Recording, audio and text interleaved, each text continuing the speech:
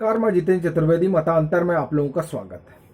शिवपाल यादव ने नींदें उड़ा दी हैं, वो चाहे अखिलेश यादव हो या मुलायम सिंह यादव हो। अखिलेश यादव से ज्यादा परेशान मुलायम सिंह यादव हो चुके हैं।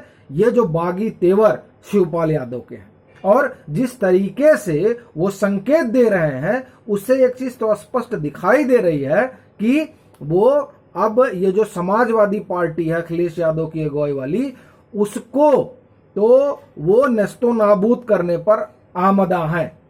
अच्छा, वो जो संकेत दे रहे हैं वो तो है ही है, उसके साथ और जो वरिष्ठ नेता हैं वो जिस तरीके की बात कर रहे हैं और जिस तरीके से पिछले कुछ महीनों में और दिनों में आपने देखा कि वो जो बगावत हो रही है, उससे सपा संरक्षक हलकान है। वो उनको ये बात साफ साफ अब समझ में आ रही है कि अगर कुछ किया नहीं गया तो ये जिस समाजवादी पार्टी को साइकिल पर बैठकर खड़ा किया गया था, वो सड़क पर भी रेंगने लायक नहीं रह जाएगी। और कम से कम चाचा ने तो ये तय कर लिया है कि नेताजी ने जब हमारे साथ न्याय नहीं किया, जैसा कि उनके बातों से लगता है शिवपाल यादव की, तो अब हम ही न्याय कर देते हैं समाजवादी पार्टी के साथ।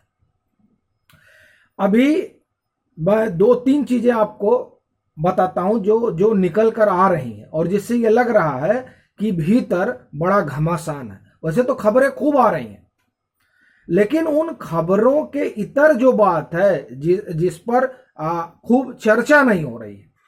पहली चीज तो आप ये देखिए कि शिवपाल यादव ने उत्तर प्रदेश में तीसरा मोर्चा बनाने का संकेत दिया और यह इतना बड़ा सियासी संकेत है कि इस सियासी संकेत ने सपा संरक्षक को हिला दिया, मुलायम सिंह यादव को। वो कैसे, उस पर हम लोग आते हैं, लेकिन वो जो तीसरे मोर्चे का संकेत शिवपाल यादव दे रहे हैं, उस मोर्चे में आप देखिए, उस मोर्चे में वो हैं, वो जिस प्रसपा का उन्होंने उसके तमाम जो संगठन की इकाइयां जिनका उन्होंने विघटन कर दिया था, उसका पुनर्गठन शुरू हो गया है।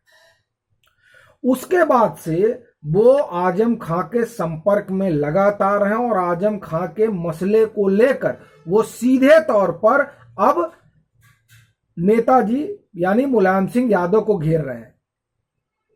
पहले ये बात अखिलेश यादव तक ही थी, लेकिन अब वो इसमें सपा संरक्षक पर भी निशाना साध रहे हैं और कह रहे हैं कि नहीं, सपा ने तो जो है इनके लिए कुछ किया नहीं।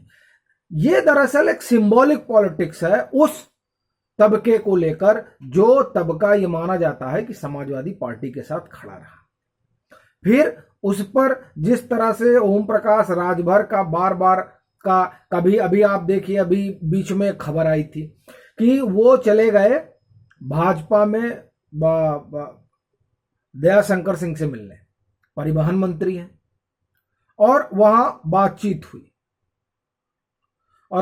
उसके बाद में चर्चा होने लगी कि क्या ये भाजपा में जा रहे हैं, तो उन्होंने कहा नहीं, हमारा कुछ अपने इलाके का काम काज था, वो लेकर हम गए थे।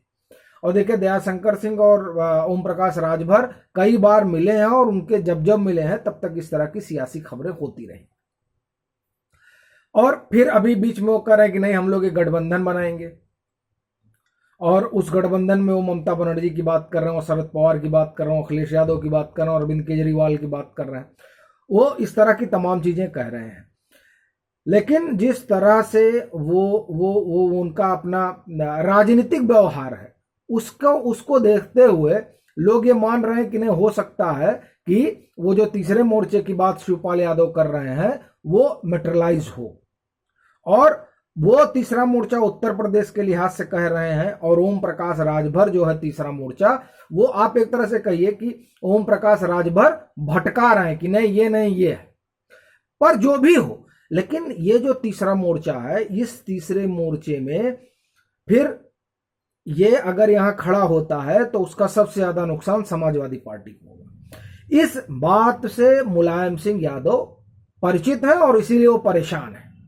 वो ये जानते हैं कि अगर तीसरा मोर्चा बनता है और इस तीसरे मोर्चे में जो कुछ भी सहूलियत होगी इस तीसरे मोर्चे की, वो भाजपा के लिहाज से होगी। समाजवादी पार्टी के लिए खासा नुकसान होगा, क्योंकि इस तीसरे मोर्चे में शिवपाल यादव खुद हैं और वो उसमें आजम खां को लाने की कोशिश कर रहे हैं, और बाकी जो छोटे छोटे दल हैं, जो जिसे ओम प्रकाश राजभर हो गए, इस तरह के दल अगर मिल जाते हैं और एक तीसरा मोर्चा बनता है, तो यादव वोट, मुसलमान वोट और अदर ओबीसी जो वोट है, जो थोड़ा बहुत इस बार समाजवादी पार्टी को मिला है, वो नहीं मिलेगा। और ऐसी परिस्थिति में 2024 का जो लोकसभा चुनाव होगा, उसमें समाजवादी पार्टी हाशिए पे चली जाएगी, उसको सीट के नाम पे सुनना मिलेगा।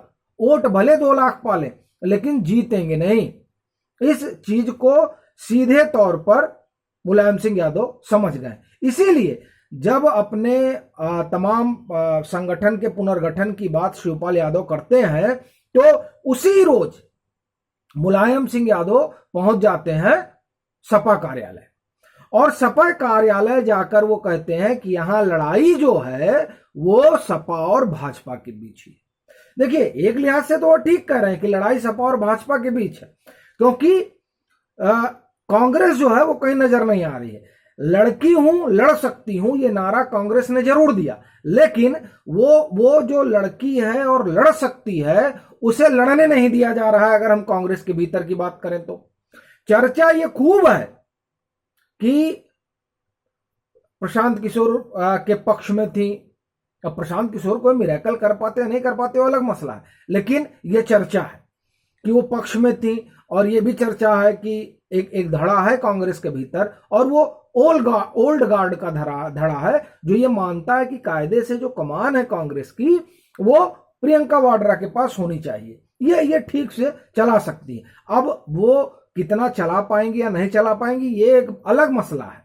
उस पर फिर ये कहा जा सकता कि देखिए उत्तर प्रदेश में उन्होंने क्या किया, ये तमाम चीजें हैं। लेकिन फिर भी वहां जो असल मसला यह है कि पार्टी कार्यकर्ताओं में जब जान फूंकती है, तब कार्यकर्ता आगे चलते हैं। और वहां लोगों को लगता है कि नहीं, इनके आने से, मतलब प्रियंका वाड्रा के आने से पार्टी में जान फूंकी जा सकती है।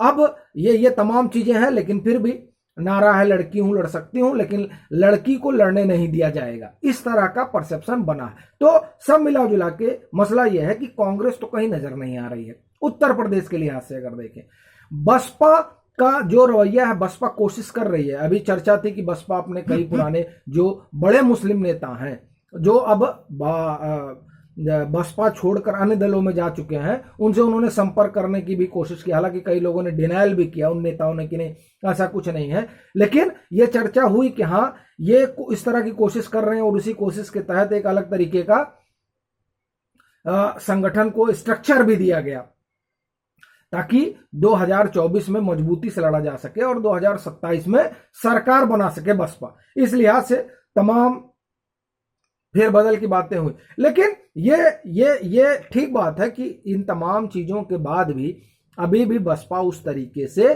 जमीन पर नहीं दिखाई दे रही। तो ये बात तो मुलायम सिंह यादव ने कही, लेकिन जो सबसे बड़ी बात है, ये जो बात वो कही कि यहां लड़ाई सिर्फ 2 दलों के बीच है, सपा और भाजपा, तो ये कहकर वो उस तीसरे मोर्चे को खारिज कर रहे हैं, जिस तीसरे मोर्चे को बनाने में कहा जा रहा है उत्तर प्रदेश में शिवपाल यादव लगे हुए हैं। और आप देखिए कि बात यही खत्म नहीं हो जाती है। मुलायम सिंह यादव पूरी तरह से सक्रिय हो चुके हैं। वो देख रहे हैं कि किस तरह से जो कोर उन्होंने इकट्ठा किया था, बनाया था मुल्ला मुलायम बनकर, वो टूट रहा है, उसे जोड़ना है। उसके जोड़ने के लिए वो जमीन पर उतरे हैं। समाजवादी पार्टी ये तैयारी कर रही है कि जितने पुराने नेता हैं और जो किसी कारण से इस डिलेमा में फंसे हैं कि इस सपा में आए या प्रसपा में जाए, उनको सीधे सीधे नेताजी का संदेश दिलवाना है कि नहीं, आपको समाजवादी पार्टी को मजबूत करना है, और अखिलेश भैया बड़ा अच्छा काम कर रहे हैं। क्योंकि अगर आप पीछे देखें तो पीछे में जब भी मुलायम सिंह यादव कोई बयान देते थे, तो उस बयान में वो शिवपाल यादव की भी तारीफ कर जाते थे। तो ये जो तारीफ करना है, ये थोड़ा डिलेमा पैदा कर देता था। लेकिन अब वो सीधा बोल रहे हैं, और दूसरी तरफ शिवपाल यादव सीधा बोल रहे हैं।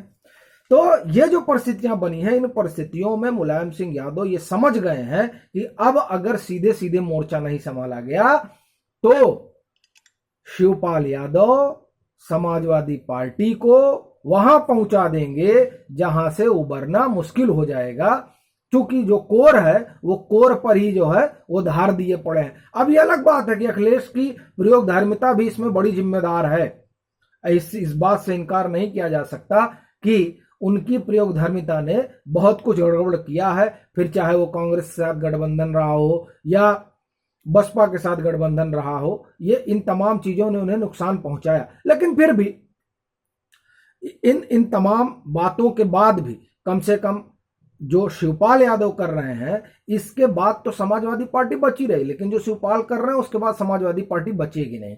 इसलिए मुलायम सिंह यादव परेशान है और इसीलिए वो अपने सपा कार्यालय पहुंच गए और वहां जो है सीधा बयान दिया और उस बयान के जरिए तीसरे मोर्चे की किसी भी संभावना को खारिज किया। और अब उनके कहे को लोगों तक पहुंचाया जा रहा है ताकि जो वरिष्ठ नेता हैं, जो वरिष्ठ कार्यकर्ता हैं, उन लोगों में जोश भरा जा सके और उन्हें समाजवादी पार्टी के पक्ष में लामबंद किया जा सके। और इसीलिए आप देखिए, इटावा हो या मैनपुरी हो, भी बीच में मुलायम सिंह यादव वहां भी गए थे और अपने लोगों से मिले। वो सब संदेश साफ है कि जिस समाजवादी पार्टी को उन्होंने गढ़ा, उन्होंने बनाया, उस समाजवादी पार्टी को लेकर अब वो बहुत सचेत हो गए हैं कि ये जो शिवपाल यादव कर रहे हैं उससे अब परिस्थितियां गंभीर हो जाएंगी। अब ये देखने वाली बात होगी कि समाजवादी पार्टी को मुलायम सिंह यादव की सक्रियता कितना बचा पाती है और शिवपाल यादव कितना नुकसान पहुंचा पाते हैं, ये देखने वाली बात होगी। लेकिन एक बात तो तय है कि शिवपाल की सक्रियता ने परेशान कर दिया है सपा संरक्षक को भी और सपा के मुखिया को भी। अभी के लिए फिलहाल इतना ही। अगर आप मतांतर से नहीं जुड़े हैं तो जुड़िए, वीडियो को लाइक कीजिए, शेयर कीजिए और अपने सुझाव जरूर साझा कीजिए।